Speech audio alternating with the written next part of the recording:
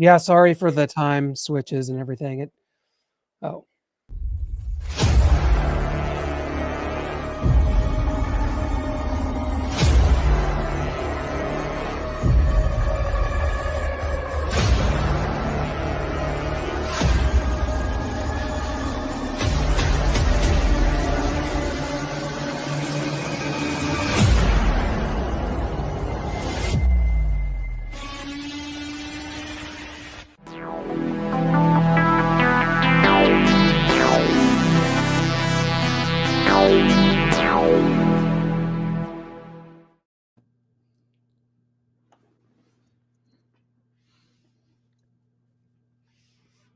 At 5:30, we were supposed to have Rich Gannon here today, which is why we went on a little early. We had some technical difficulties with Rich, who was not able to join us. He could not get in here to get it going. So we have to kind of rearrange things a little bit. We're going to get things rolling. We're going to get to all your thoughts, questions, concerns.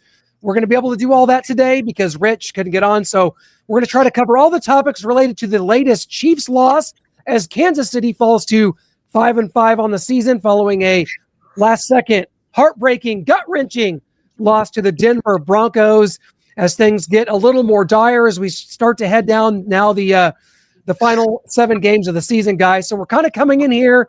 We're a little tired. We're a little wired, and we're just trying to keep this thing on the tracks right now. Melena Smitlin Barrett, how can you help us? Are you here to help? I'm here to help. My hat. I think things are a little upside down, guys. We're going backwards. We're going in the wrong way, and it was rough. It was really rough. That fourth quarter, it got exciting for a hot second, and then it just died quickly. Noah, you want to start? Yeah. Let's just get into it, Noah. Yeah, because we've got to look at this right here. The AFC West standings, the Chiefs sitting at 5-5, like Clint mentioned. The Chargers lose. We wanted to root for the Jags, so maybe we can get back in the AFC West. But the bad news is now we're kind of not in the AFC West because we lost to the Broncos. They get further ahead. The Chargers come back a little bit, but we're still out of the playoffs because the Jags won. So I think we were rooting for the wrong team there. If you look at the Chiefs' schedule over here on the right, the rest of the way, Colts, we're going to get into that. Tough team coming up. They're third in the AFC right now behind the Broncos and Patriots. Then you got a quick turnaround. You got that Cowboys game on Thanksgiving. Then the Texans, they'll probably have C.J. Stroud back where he's in concussion protocol now, but he'll be back. They've got a really strong defense, kind of mimic a Broncos team. Not as strong, obviously, but that defense is nothing to mess around with.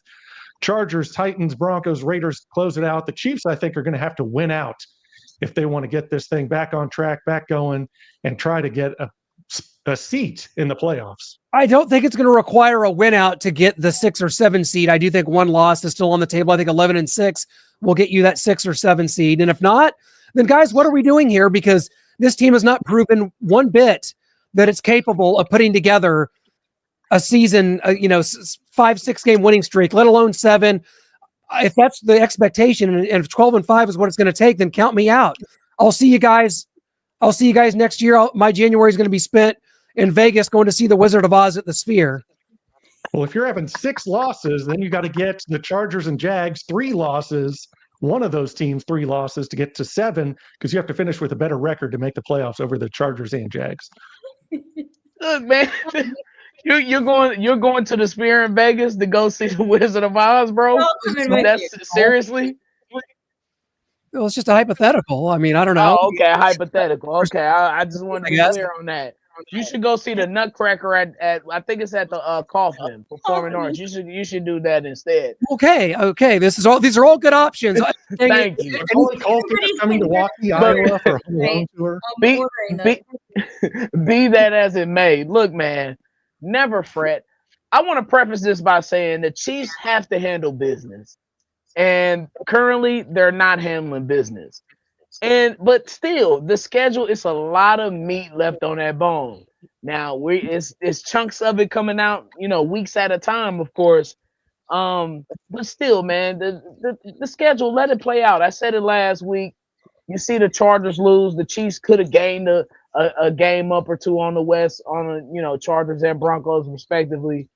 But still, with all that being said, all is not lost. It's not. Just let the schedule play out. No need to panic. But the Chiefs must start winning some games, bro, and start winning some games against some of these competitors and these one-score games, because this is what the playoffs are like, just like this. But I have every confidence in the world, and I was thinking about this earlier. I would love to see Denver again at Denver in the playoffs, just to knock them bastards out. Well, I would be great, because if you got that to that point, that means that you've probably got to the AFC Championship game and are playing them on the road for the right to go to the Super Bowl. So yes, sign me up for that right now. I absolutely would love that opportunity. And the truth of it is, guys, we're going to get to this. We have another topic coming up, but this is a hunger issue, and you've got teams young that are really well coached that are a lot more hungry than this Chiefs team right now. And then we're going to get into more on that here in a moment. Yeah, Clint, you called this game almost the exact score. Are you guys is Clint frozen? Can you guys see Clint? Am I frozen? There you guys are. No, I had a. What score did he predict? I forgot. He had it 23-20.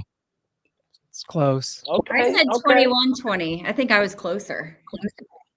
You just had the wrong team, unfortunately.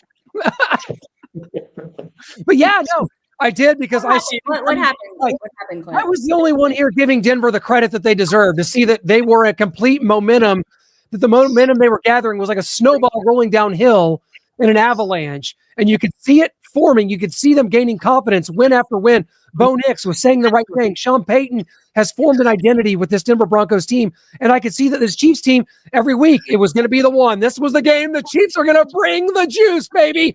They're going to do it. The fire's in the belly. And what we've noticed, they don't have it. They don't have it this year. And this started this offseason with that documentary that came out on ESPN, where it showcased this team was just hungry. They lost the Super Bowl, and it was fake news. All those clips of Mahomes working out were fake the day after the Super Bowl. It was staged for the performance, and you can't nod your head no, because it 100% was. The Chiefs produced this documentary themselves. I'm sorry, you people are trying to disagree with what I'm saying right now. That's right, we are. You guys are insane. It was complete fake news, and Patrick Mahomes. Don't even start with this. Explain that. Mahomes working out after the day after the Super Bowl. So you don't think he went to the gym the day after he got his ass whooped against the Eagles? Yes, you don't think that? Yes, I think that. So how is that fake? I think that the workout happened, but I think that was staged by the production of the documentary to start the narrative, which none of it's been lived up to. The only it was just production, guaranteed. I don't think he would fake that, but I think a producer would be like, "How great would it be?" It was like the morning after he was working out. I don't know if it was fake news. It was producing. You guys are insane.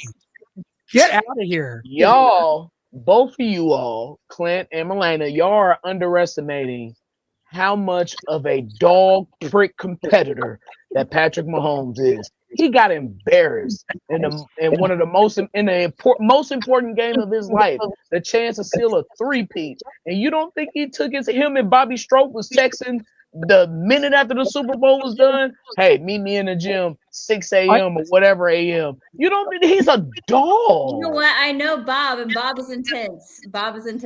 You know, right.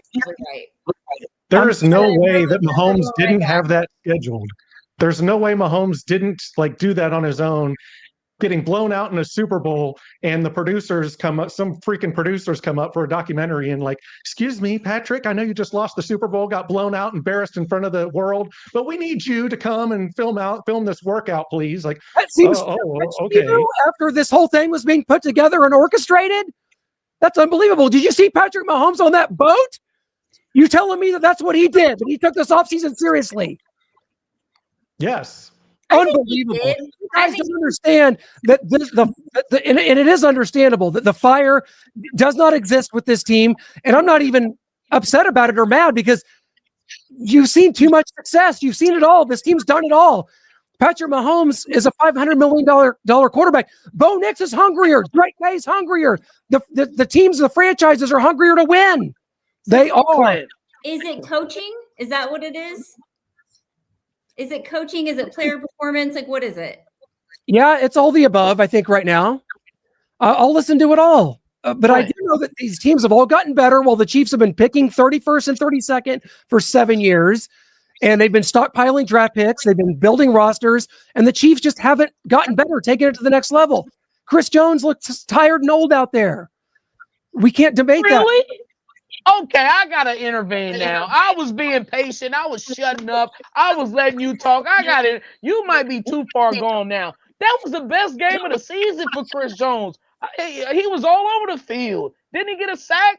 Yeah, he got a sack yesterday. Yes. You might be too far gone, sir. But I have to intervene. You guys didn't listen to me last week, and I tried to set this scene, and nobody would listen. We don't believe in any of these other teams. Oh, it's just fine. Well, guys, now we start watching schedules, and is this gonna? I don't understand what's happening. Who did we lose to, Clint? Yesterday? What do you mean? Put it in perspective. That's what I'm trying to. We didn't lose to the Jets. We didn't lose to the Raiders. We didn't lose to the Commanders. It's the first place AFC West Broncos who's tied for the 1 seed. They may be the 2 seed or whatever. Oh, the fraud codes, that Denver Broncos. You all said that. I didn't say that. I showed their defense respect. I didn't call them that. But the point I'm saying is that was a back and forth game, man. Last year's team would have lost that game. That's a good team with a A1 defense. That's what I'm saying. Absolutely. No, so you're acting like we lost. You're acting like we got blown out. A or B. We lost to a whoop-de. Like any team would go there and lose that game. Well, Mahomes was 13-1 before today against it. So no. This is look, man. This is not the same old Broncos, bro. I agree. This is not the Vance Joseph coached Broncos or the Vic Fangio coached Broncos. I don't know why people don't respect Sean Payton and what he brings to the table. I will say personally, I called them the Fraudcos because I don't believe in that. I don't think that they're this great team. I don't think they're going to beat the Buffalo Bills. I don't think they're going to be in the playoffs. I don't think they can hang with some of these teams. They already lost to the Indianapolis Colts.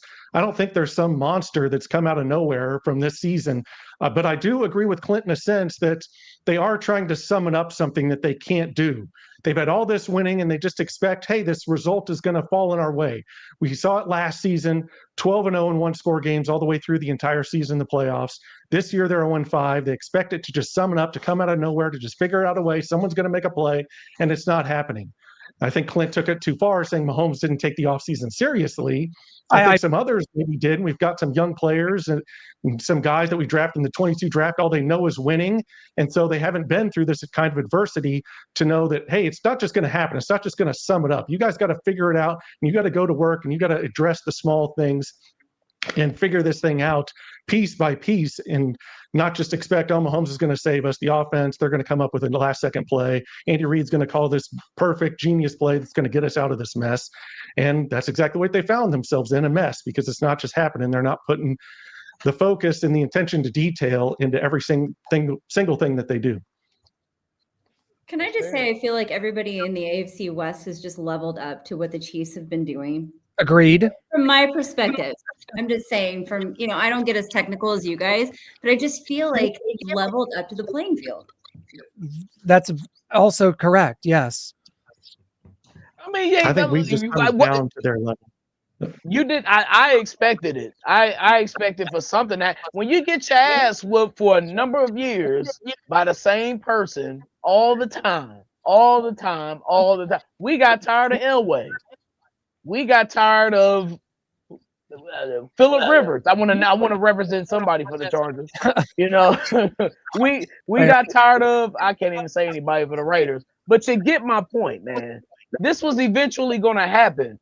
The Chiefs were eventually going to come back to the pack a little bit, and the pack was definitely going to come back to the Chiefs. It's just a natural progression of things.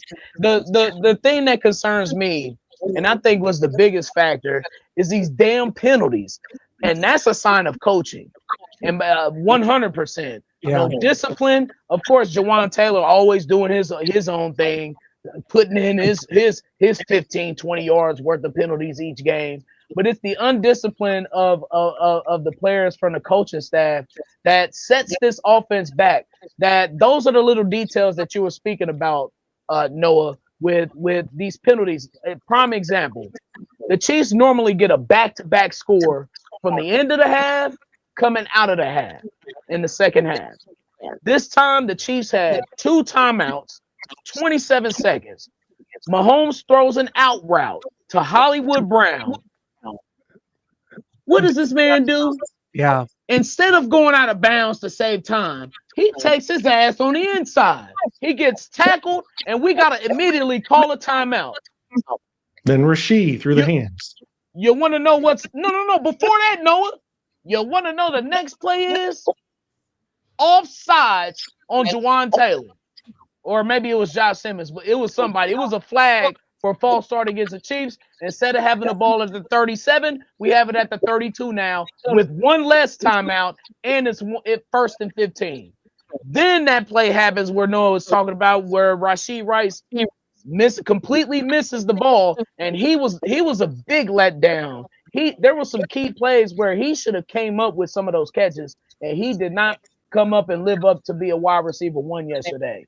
With that aside, the penalties is the biggest reason why the Chiefs lost that game yesterday. All right, Brian, you seem to be on fire. Noah, you've got a graphic for me. I want to ask Brian this question. Brian, the Chiefs pass rush once again struggled in this game, and the defense allowed Denver an opening drive score for the first time in 9 games, and the Broncos rolled up 342 yards yesterday. How disappointed were you in this defensive effort?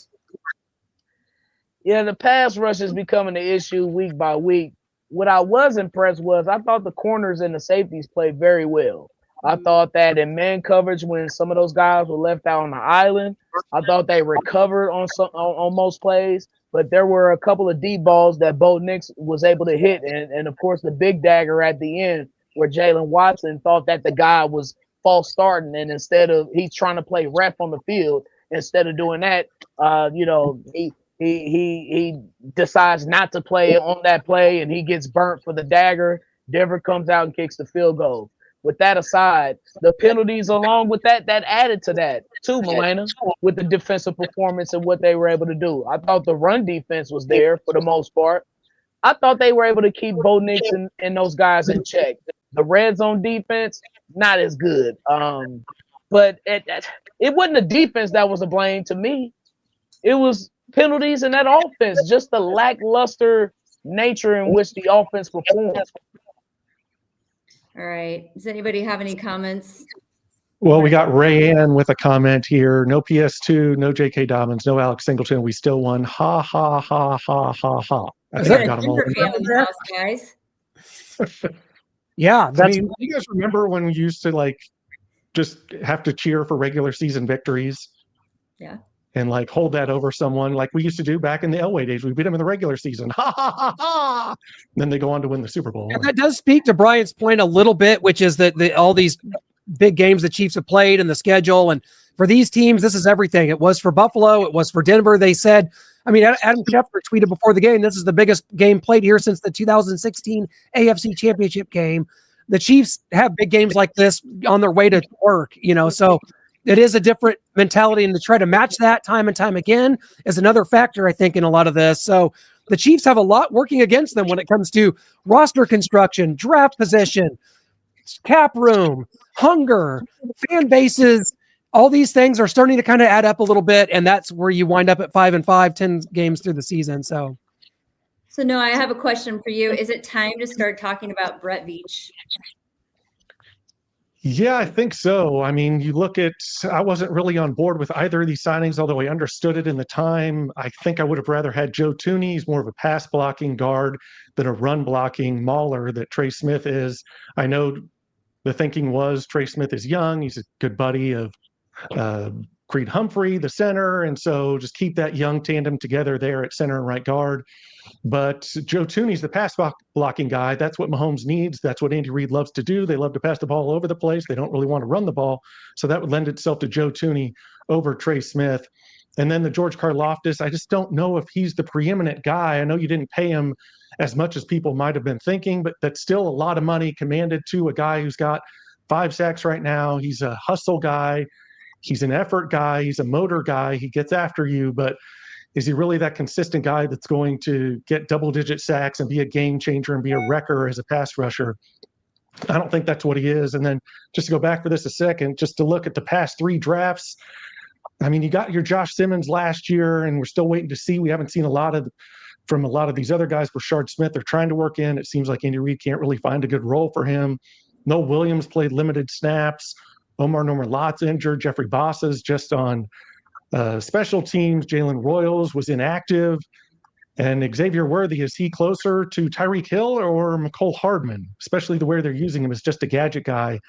Jaden Hicks, you expected big things out of him this year. He played 13 snaps yesterday. I mean, I just think Brett Veach is a great GM. I'm not trying to say he's a problem. He's not a good GM. He's up there with Howie Roseman, but I think you can see how the Eagles have built their teams over and over again and keep replenishing, that we're paying a lot of our guys that we draft, and then they're not kind of what they're worth, and that's holding this roster back and down. So do you think we as Chiefs fans have been overrating this roster a little bit? I think so. I talked a little bit about Xavier Worthy, and is he more Tyreek Hill, McCole Hardman? Right now it seems he's closer to McCole than Tyreek. And then you look at Rashee Rice. I know at the beginning of last year people were saying he's a top 10 receiver, maybe top 5. And yeah, he was projected to that, but since he's been back this year, hasn't been able to get in the flow, hasn't been able to figure out a lot. We just saw the drops yesterday. So I don't know if he's closer to top 10 or if he's somewhere near the bottom, top 20, top 25 receiver. And so you start asking yourself, are we overrating some of these players here in Chiefs Kingdom and they're not as good as we think? And then that causes issues. And then do we need to go out and get another receiver? Where are we at? So I think a lot of Chiefs Kingdom might be overrating some of these players, and maybe we're not as good as we think we are. Man, you bring up some interesting points. I'm not going to lie. But I think the biggest fault of Brett Veach is the lack of resources to a running back. I love Pacheco, but a 7th round pick. I still believe that Pacheco is an every down back. It's just that this staff doesn't. It seems like. But I saw Clyde Edwards-Helaire, first pick in the 2020 draft. Was not a fan of that, just simply because of his size. And I thought there were other. Wasn't Jonathan Taylor available? I think that's a big, huge mistake, because imagine Jonathan Taylor with this offense with Mahomes. But then besides that, you got Bashar Smith. There have been some misses. Now there have been some mighty hits that Veach has gotten. I think Josh Simmons is a grand slam. He fits the mold. He solidifies that line a little bit more, because I thought Josh Simmons was. I thought the offensive line, for the most part, in pass blocking, was decent against a very ferocious Denver front 4, front 3, front 7, whatever they want to bring. But put that to the side. I think there is a little bit of fault for Brett Veach and the roster construction, because now our guys at the top, who's getting paid the most, Kelsey, Jones, Mahomes, they're not performing their best this year, most certainly.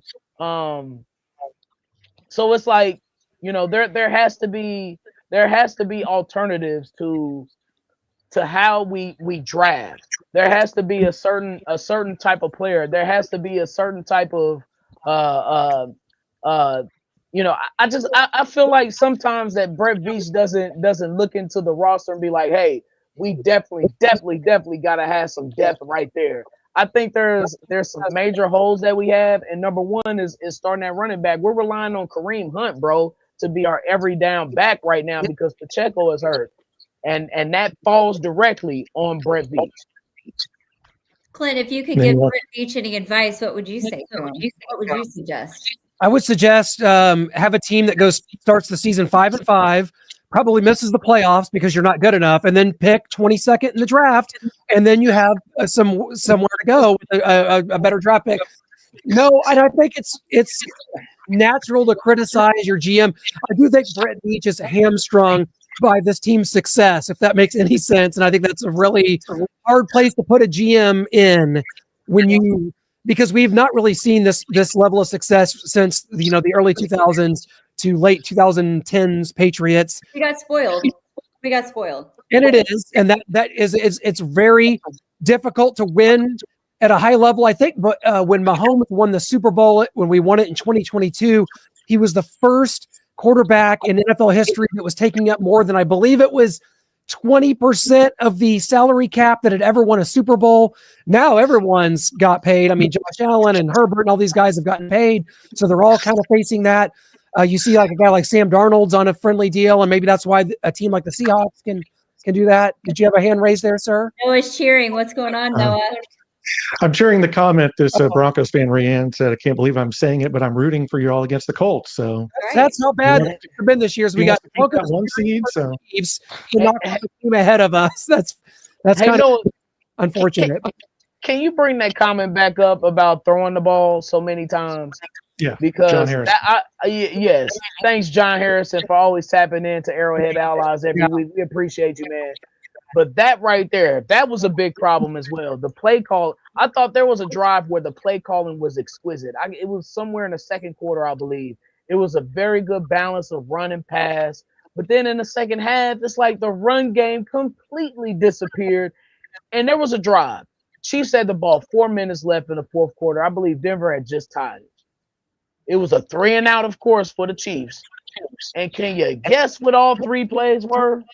Pass, pass, pass. It's a big issue, man. These teams are playing coverage coming out of the gate on every single play. They're not even thinking that the Chiefs are going to run the ball a lot of times. And they know that because we're depending upon Kareem Hunt. But if running the ball has to be an attitude. And I think that the players have that attitude and aggressiveness, like you just mentioned with Trey Smith.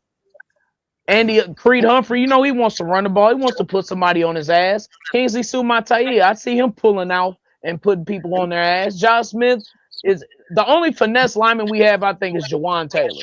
All those other guys can maul you to death. And Andy Reid does not take advantage of that.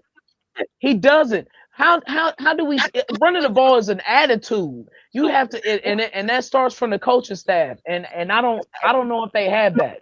And you got to have that against these teams coming up in this playoff situation, especially with the weather getting bad. You have to run the ball. We can't depend on Mahomes throwing the ball 45, 50 times. It's not a winning formula.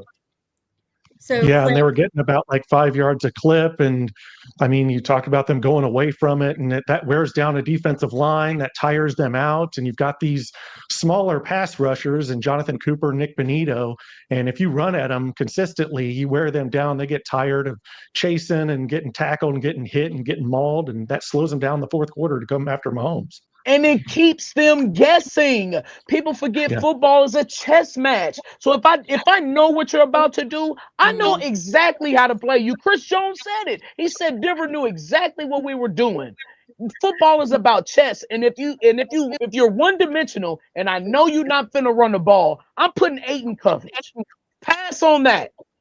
Especially some of the personnel things in the last 2 drives. You saw a complete lack of creativity, a complete lack of trying to mix it up to try to confuse the defense. On that last third down attempt, 3rd and 2 to Brashard Smith, you knew he was no threat to run the ball. Mahomes tries to force something when he goes out into the flat. Look at what the Bucs did. I know they lost that game to the Bills, but their personnel groupings, the way they were able to use those 2 running backs who aren't even their starters, my goodness. And we can't use Elijah Mitchell. First off, Elijah Mitchell got his ass in the game and got a penalty for a false start. But like to your point, we can't use Elijah Mitchell like that. Why can't Brashard Smith run in between the tackles? I agree. I don't get it. I know. Yeah, and there was a point with 4 minutes left to go in the game where Clint's talking about personnel groupings. They had Travis Kelce, Noah Gray, and Robert Tonyan as the 3 tight end set. They had Kareem Hunt split out wide at wide receiver, and they had Rashee Rice in the backfield at running back. It was an incomplete pass to Travis Kelce. Like, if you're faking it to Rashee Rice in the backfield there and you're going to throw it, Travis Kelce's the only person you could possibly go to. You're not throwing it out wide to Kareem Hunt. Who cares if you go to Gray or Tunyon? Like, what in the world is that formation? Getting too cute, outthinking yourself. 4 minutes left in the game, and you pull that out. You take all your receivers out of the game, except your star who's in the backfield. Like, Clint, doesn't make any sense. Yeah. you want to talk about receiving? I mean, what happened to the whole everybody's going to eat narrative? Wow, we've had to dispel this now twice, unfortunately, on this Arrowhead Allies show over the last 3 seasons. But yeah, you look at the numbers from this game, and Travis Kelce had 9 catches for 91 yards. That's a 36-year-old tight end that was carrying the weight. These guys aren't getting separation. Noah brought it up. You know, I know Rashee Rice is trying to work his way back in, but man, the guy had a couple touchdowns right out of the gate against the Raiders a few weeks ago when this thing was starting to get running again. What did Xavier Worthy have? 3 for 23?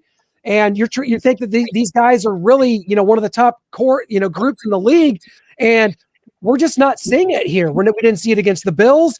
Another loss here, no separation, and that's without Patrick Surtain, you know, one of the best corners in the league. I am very disappointed with this group as a whole, and I think it goes to more than just the capabilities of this receiving core. I think it goes with the play calling. I think it goes with some of the lack of creativity that we're seeing. All in all, I'm just really disappointed. And I think Mahomes has some culpability in this too. If we make a pie chart about the blame, Mahomes' blame might only be, you know, 25% of it, but I think he's missing some of the deep throws that and I like what they were doing early on. I liked some of the play calling early on. I thought it was playing to the strengths and was like not going to cause a mistake-ridden game until the Chiefs get to the red zone and Mahomes throws an interception. So that's where his culpability comes in. It's all a little bit discombobulated once again, something I did not foresee happening once Rashee Rice came back. Yeah, Mahomes' deep ball accuracy has been an issue. Yeah. And I thought that would get fixed. You know, Tyquan Thornton, they seem to have a pretty good chemistry when it comes to this. But like Xavier Worthy, he's like 2 for 12 or something like that with Xavier Worthy in deep balls. Right. And this is a guy who, like Noah said earlier, you know, or maybe it was Clint. You said it earlier. Is he more Tyreek Hill or McCole Hardman?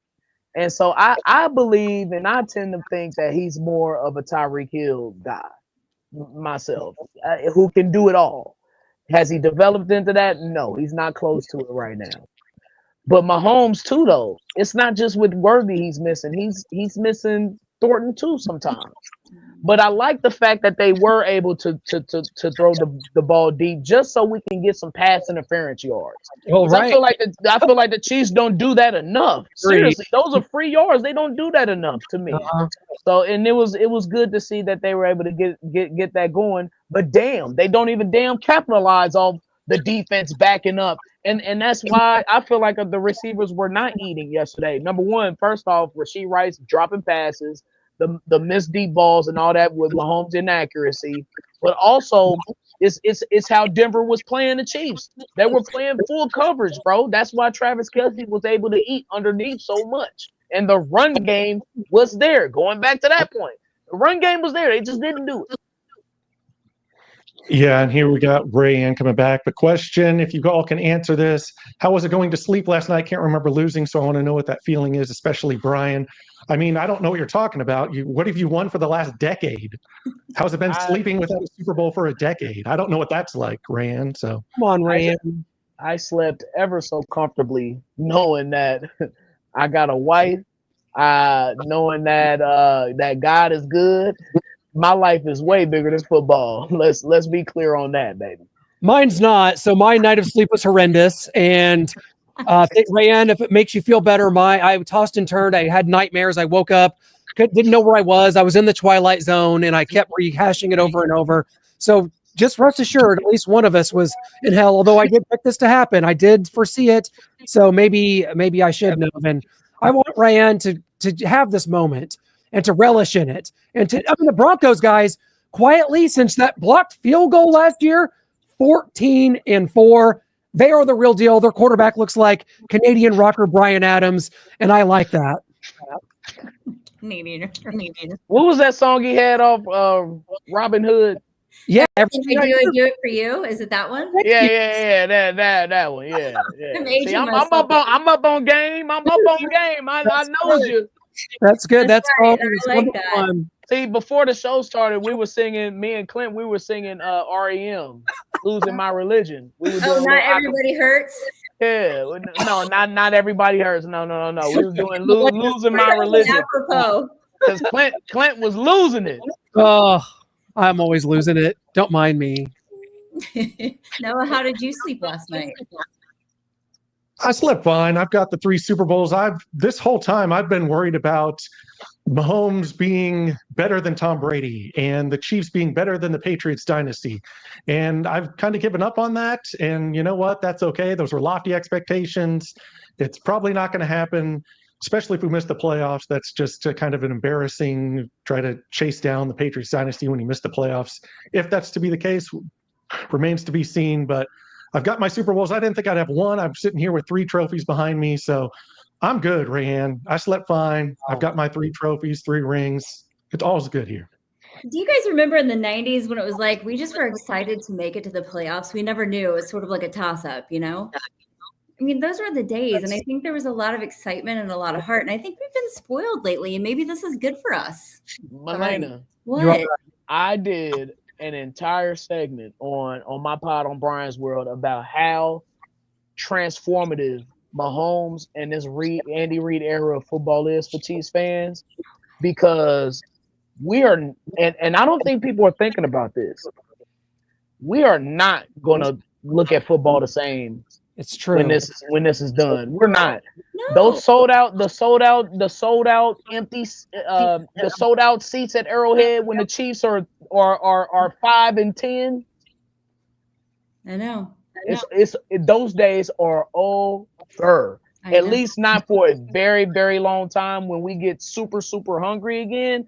But the super, super duper loyal fans who's out there in zero chill weather when the Chiefs are terrible. That's right. It's done, bro. And I'm telling you, people are not thinking about how bored we're going to be with Chiefs football once they turn bad and they're not good. Hopefully that doesn't come for a very, very long time, but we know how this thing works. Okay. It's going to be sad. It's going to be like Arrowhead in the 70s and 80s. Yeah, that's well said. Everything plateaus, you guys. Everything has a plateau. But is that? Yeah, I would rest assured. I would still push back against Rayanne. The dynasty has come to an end. We've heard that one.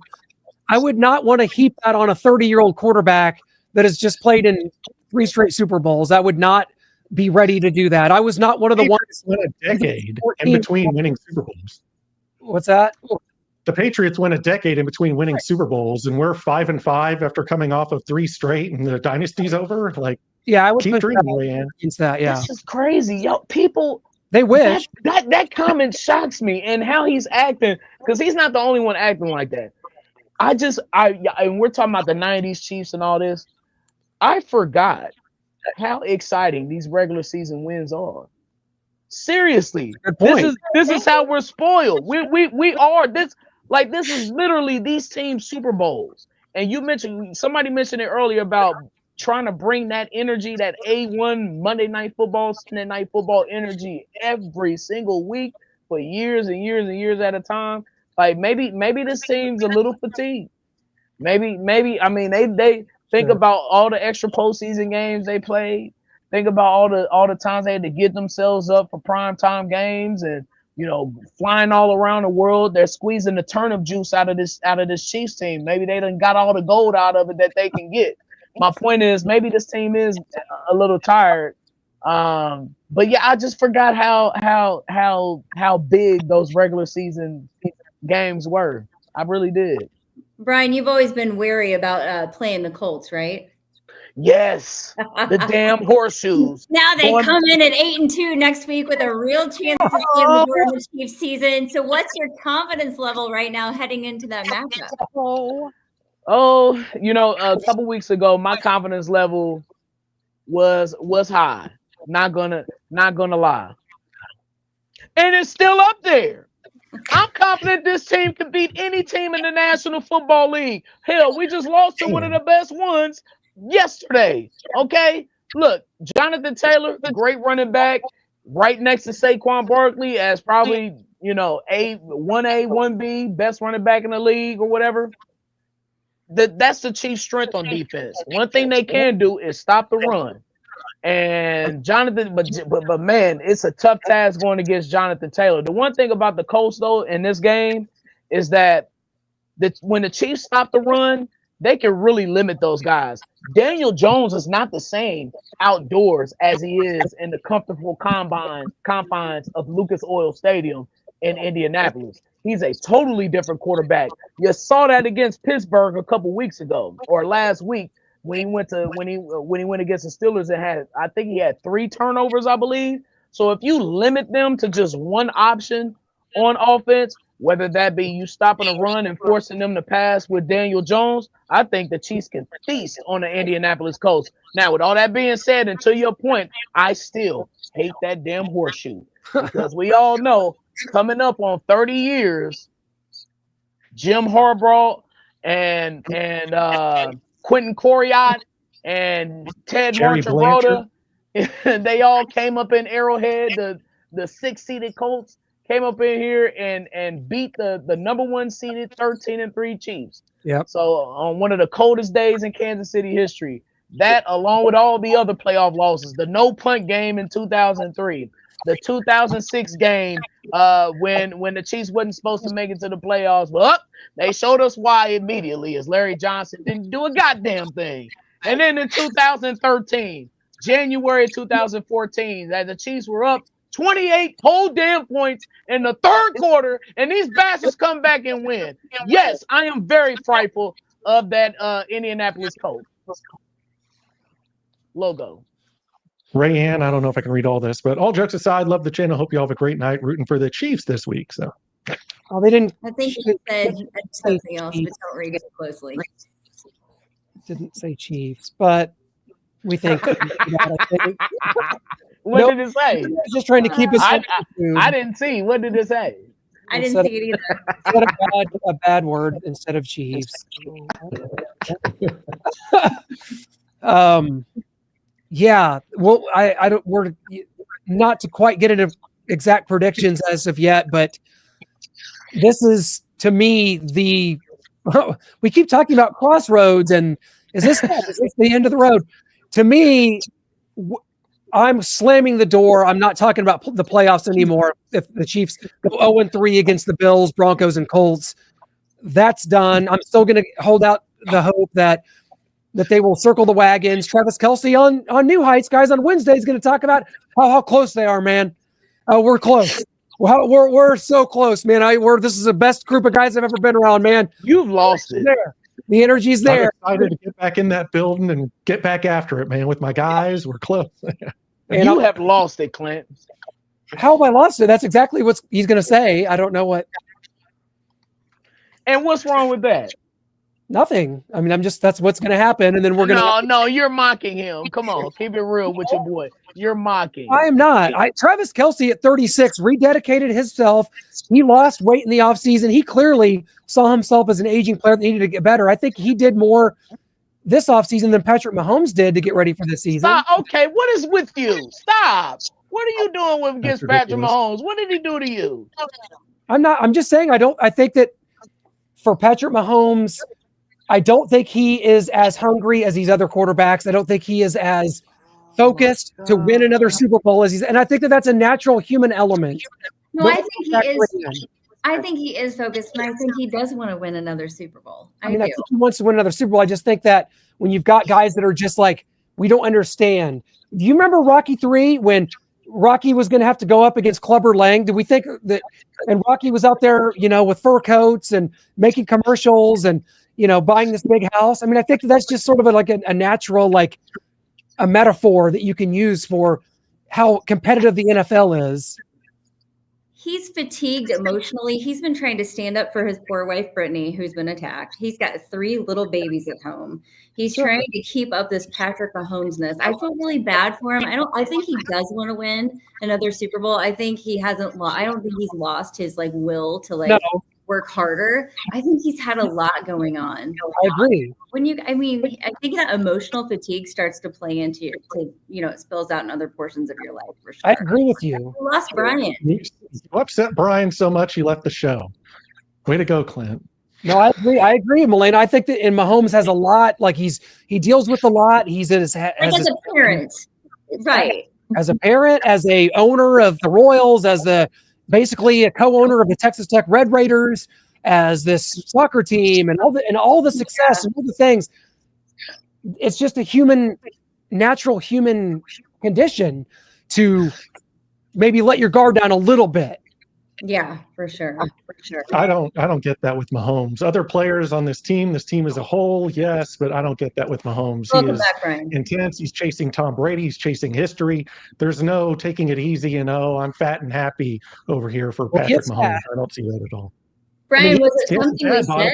It protects him from the damage that he's going to take because he doesn't trust his offensive line. His receivers get no separation. The play calling is whack at times. Yeah. So I think there's a lot going on that's not Patrick Mahomes. Yeah. Yeah, man. Clint made my phone die. I told him he made you upset. That's what every girl I talk to tells me too. It's okay. Golly, we got to get you some macking tips, man. Dude, we'll get you right. Brian, I told him, I said, let's do a whole show on just dating. Yeah. That would be. I thought you had somebody. What's up? Me? Are you kidding? No. No. I just barely exist in the world by myself. FarmersOnly.com ain't working for you, man. It's already hopeless, guys. We don't want to even go there on me. We gotta hook Clint up. Melena, we gotta hook him up. You gotta show him the ropes, the road to marriage. Forget Super Bowls. Road to marriage. I'm on it. Ask God. That's my life and steer me in the right direction. He'll bring you that one, I promise. I'm just trying to get into the playoffs again first, and then we'll try that. John Harrison has a question since you're back to talking football and playoffs and dreams. And they've lost 5 games by 1 score, 3 by 3 points. They didn't get blown out. If they won 2 of the 5, they'd be 7-3. Would you feel better or great about the team then? It's an interesting question. Obviously, yes. But I mean, NFL seasons, we do this all the time. I mean, look at the Arkansas Razorbacks in college football are 2-9. They have 6 losses by 6 points or less. 6. So yeah, you'd feel better about them if they were 8-2 or 8-9-1 instead of 2-9 or whatever. Like, yeah, with the NFL, the margin is so thin. You just could play that game all year. You could have played it last year. Guys like Jason McIntyre, we got mad at for saying that the Chiefs should be 9-8 last year. We got mad at that, but that applies to that as well. Well, he's also giving us the 1-score games, all the losses, and we're just giving us a couple of the 5 wins. Yeah. I kind of feel how John feels, though, in all honesty. The Chiefs are losing to some good teams. All but one team, the Detroit Lions, are currently in the playoffs. So I'd still have full faith they'll get it together, man. It's a fair faith to have. I think we can all look at it objectively and say, yeah, it's still out there and there's a lot to play for and that's going to be there. But these losses also count. That's what you guys like. Brian, to me, like you haven't been counting the losses as if it's not a mathematical certainty that it creates these scenarios, and it does. And now I count the losses, but I also look at, they haven't played them. They haven't played them. And it's too much of that to go around to even determine, even right now, who the current playoff teams are, because the Ravens are coming up too. They're 5-5, just like us. Behind the Jaguars, behind the Texans, it's a row to hoe. That's all we can say is it's a row to hoe. A row to who? Hoe. A row to hoe. Ever heard that idiom? Like a long row to hoe. Like you gotta, I thought you said row to the hoes. See, and I was gonna say that's your problem. You should be ignoring those. You should get you a nice lady. Your head's in the wrong place again.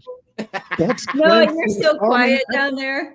What's going on? That's Clint's vocabulary from FarmersOnly.com. That's the vocabulary learned on them.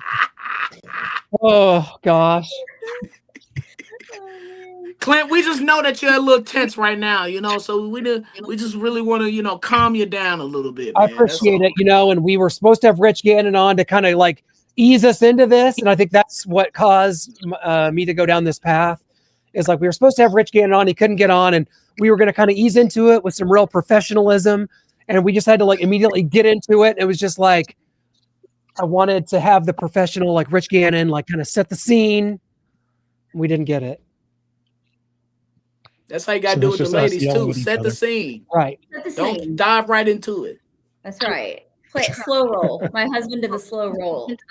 It's real cool. It's a good one. All right. So I have a quick question for you guys.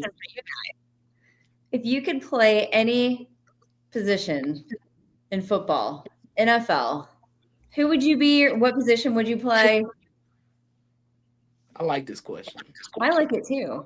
Because I think I know your personalities now, and I'm just dying to know what's in your heart. Quarterback. You be a quarterback. I would have said 100%. I would have guessed for Brian defensive end. And who would you would've want guessed to left back. play? What year, Brian? Let's go here. What year? What team would you want to play? And in what year would you want to have played them as a quarterback? The 93 Chiefs. Ooh. Well, now we got to bench Joe Montana. Well, be that as it may, I'm better than Joe. Yeah, How like about that? sure. And Nick Lowry got to go too because I need my number 8. So you're number 8. Okay. Yes. Okay. Clint? Yes, but no, the 93 Chiefs because I feel like that team was I just wanted to see Kansas City celebrate a Super Bowl at that time. It would have been Marcus Allen's second Super Bowl, but his first year with the Chiefs. Mhm. And I would have led a couple playoff comebacks, especially against the Bills. We would have stopped them from going to that 4th Super Bowl. And we would have stopped the Dallas Cowboys dynasty too, right in its tracks, baby. So the 93 Chiefs. And I would have been wide receiver on that team, number 81, and that was my position growing up and into youth football in middle school. Was a receiver. That was always been my favorite position in football. See, I was center and nose tackle, the fat boy positions in football. See, I don't want to play that in the NFL, man. I don't want to play O-line in the NFL. I want to play. Dream. Milena, what was your pick for me? What did you think I would pick? I wasn't sure. I really maybe running back. Running back. Running back was a close second. I'm gonna be honest with you. Okay. Because they touch the ball a lot. More than receivers. I need the rock, baby. A lot of action. And Clint, what did you say? Sorry, you were number 81 in middle school? Yeah, I was a receiver. I would be a receiver. Receiver's always been my favorite position. I would be a receiver, and that's how I always created myself on Madden. And who would you have wanted to play in what era? No, I would have been on that. I think we all, Noah probably too. We could all lump ourselves. We could all just put ourselves on those 90s Chiefs teams, I think. No. Okay. No, I'd be a receiver on the 2018 Chiefs opposite Tyreek Hill. I would have gone to the hotel and got the tape for Kareem Hunt, destroyed it, and he would have still be on the team this whole time. Stop. It should have been. Never came out. Oh.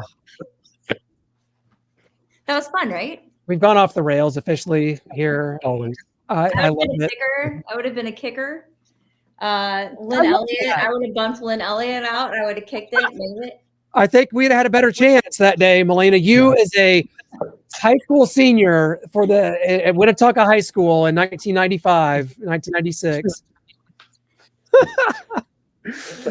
It's prediction time here. And guys, you can't believe this, but I love me some Colts this weekend. The Chiefs don't beat the Colts in the regular season.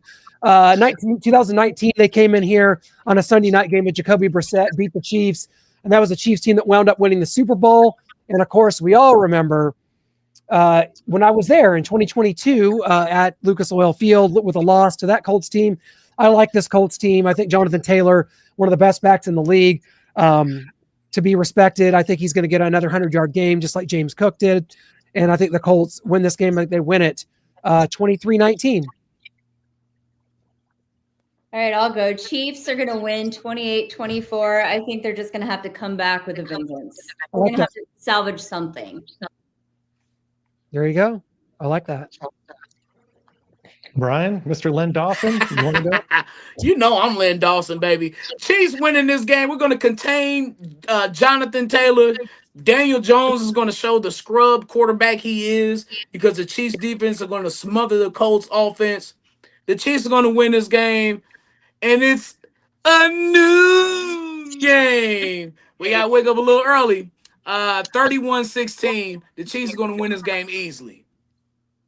Take it to the bank. 16. Noah. I got this, and I've got it with the Kansas City Chiefs also winning 31-23. Although the thing that has me paused and maybe considering switching that and taking the Colts is that the past two games, the Chiefs have heard people say, or they've said it themselves, like Brian mentioned earlier in the show, Chris Jones said, that 3rd and 15, great film study by them. They knew exactly what we were doing on defense. Bo Nix changed the line, had it perfectly blocked. Cortland Sutton open against Nick Bolton. Bummer, we lose. If you go back to the Bills game, Cole Bishop said, oh, yeah, they ran 2 plays that we watched them run against the Chargers, and I knew exactly where they were going. That's where they went. I was there to break it up and stop them. Maxwell Hairston, a corner for the Bills, came out and said, yeah, we watched film, and I saw Xavier Worthy tip plays, whether it was going to be run, whether he was going to be involved in the pass, just by watching his body language. The Colts are on a bye right now coming into this game, so they're going to have plenty of time to watch film and figure out what the Chiefs are doing. Hopefully, the Chiefs have heard those, Chris Jones, Cole Bishop, Maxwell Hairston, say, we're watching film. We know exactly what you guys are doing. So hopefully they have some new wrinkles ahead of the Colts game, and they can employ those, and the Colts won't know exactly what we're doing in a crucial time and moment of the game, and the Chiefs come out with a win. So I'm going to stick with the Chiefs 31-23. Sorry, Clint. Chiefs also a different team at home. They play better at home than on the road. So Colts. Arrowhead, you got to bring it. Colts. Cool. And Clint just wants it to be over to just drown in his misery, so he picks the Colts. I like it. I mean, this is an 8-2 football team that's proven it time again this year. Blew out the Chargers, beat the Denver Broncos, something the Chiefs could not do. I like what Crushed against the Steelers on the road with 5 turnovers and a just hapless team. But Yeah, well, they did do that, and I think that the Chiefs. We will learn, guys, what this Chiefs team is made of. This is the time that we will learn. Like if they're not going to get the juice this week, that's never happening, and you can forget it. So that's kind of what they've got to summon it up. They've been trying to, and if they don't do it this week, I'm with you there, Clint. I do agree with that. If they can't summon it up at home in must-win territory throughout the rest of the season, and you're coming up with Colts, and then a few days later it's Thanksgiving and you got the Cowboys. If you can't summon it up for the Colts, then you're not going to have it in 4 days against the Cowboys, who come in with a very prolific offense, and George Pickens, CeeDee Lamb, Jake Ferguson, Dak Prescott, and a good run game. Javonte Williams is kind of reborn at running back after leaving the Broncos, and he's found himself again. So we got something coming for us against the Cowboys as well, at least with the offense. So they've got to summon it up, and I think they will, and that's why I think the Chiefs win at home. Thanks for joining us, everyone. We appreciate it for following us here and everything we do on Starcade Media, and for Brian B. Shine in and check out Brian's World Pod this week. I can't wait to hear if you held some stuff back, if you gave it all to us all here. I think there's going to be more on Brian's World this week, so stay tuned for that. I can't wait. Oh, yeah. Drops on Wednesday. YouTube, be shining. Absolutely. We will be there. We thank you guys for being here. Until next time, all of us, but maybe Clint, will be yelling, Go Chiefs!